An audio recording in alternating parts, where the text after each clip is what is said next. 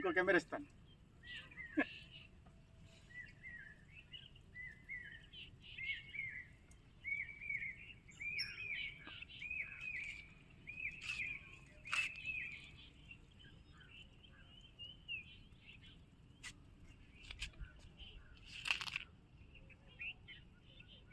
ఒక దాంట్లో వీడియో, ఒక దాంట్లో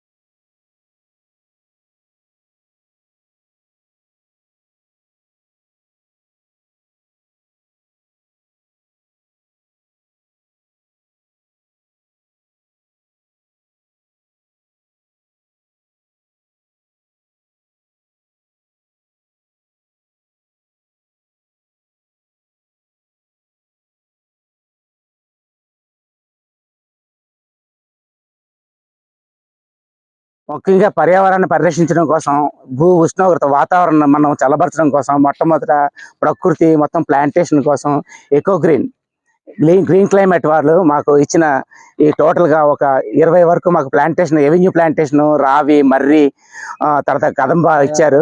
అవి సింహపూర్ లేఅవుట్ వాకర్ అసోసియేషన్ పక్కనే.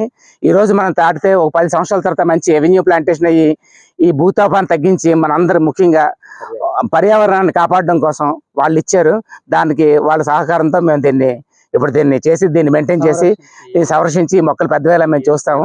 థ్యాంక్స్ ఫర్ ది 2లోని మేము దేవతా వృక్షాలు మర్రి, రాయి, వేప విడిచామండి. ఈ రోజు మొక్కలు వేసాము. దానికి అందరూ కలిసి ముర్రాట్లు తీసుకొస్తారని కోరుకుంటున్నాం. ప్రతి ఒక్కరు మేము కూడా వేసి అన్ని చేసాము.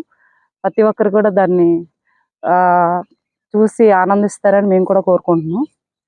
ఈరోజు సేంపూర్ కాలనీ ఫేజ్ 2లో ఏమొచ్చి ఈ వృక్ష సంపద మహాసంపద అన్నట్టు దేశ రక్షణకే వివిధ రకాలైనటువంటి ట్రిబ్యునల్స్ కానీ, కోర్టు తీర్పులు కానీ, నిత్యం కూడా నేషనల్ గ్రీన్ ట్రిబ్యునల్ కూడా ఇండియాకి పెరుగుతున్నటువంటి వాయు కాలుష్యం అవనండి, ఇంకోటి అవనండి, ఈ విధంగా కాలుష్యంతో చాలా కాలుష్య కోరల్లో చిక్కుకున్నటువంటి ఈ రోజుల్లో ప్రజానీకాన్ని అందరికీ కూడా ఒక పర్యావరణాన్ని, ఎన్విరాన్మెంట్ని అంతా కూడా దేశ సంపదలో ఒక భాగంగానే మేము ఏంటంటే మా వాకర్స్ క్లబ్కి సేంపూర్ కాలనీ ఫేజ్ 2లో మేము దగ్గర 30 మంది వాకర్స్ క్లబ్ ఉంటుంటామండి. ఇందులో దైవ వృక్షాలు అంటే నిత్యం ఆయుధంతో కూడుకున్న ఆయుధాలకు ఉపయోగపడి అవనివ్వండి, లేదంటే దైవ సమానులతో సంబంధించే వృక్ష సంపదలు నేటికి కూడా పల్లెల్లో కానీ పట్టణాల్లో కానీ వృక్షాలనే పూజిస్తుంటారండి.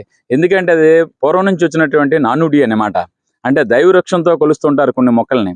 ఆ విధంగా ఏంటంటే ఇక్కడ మీ అందరం కూడా ఈ కాలుష్య కోరల నుండి చిక్కుకున్నటువంటి దీన్ని మేము తగ్గించడానికి, ఈ చుట్టుపక్కల ఉన్నటువంటి ప్రజానీకానికి ఉపయోగపడడానికి, గ్రీన్ కారిడార్ని పెంపొందించడానికి నేటి విశాఖపట్నంలో జీవీఎంసీలో మహానగరం అనేటువంటి విశాఖపట్నంలో జీవీఎంసీ పరిధిలో ఈ క్లైమేట్ వాతావరణ పరిస్థితుల్ని క్లీన్ అండ్ గ్రీన్ అనే పదంతో గ్రీన్ తాలూకా మన నేషనల్ ట్రిబ్యునల్ని ఇచ్చినటువంటి ఆదేశాలని, తీర్పుల్ని, రకరకాల తీర్పుల్ని కూడా రోజు రోజుకు చూస్తున్నామండి. వివిధ రాష్ట్రాలకు కానీ వివిధ నగరాలకు కానీ ఇస్తున్నటువంటి ఈ తీర్పుల్ని.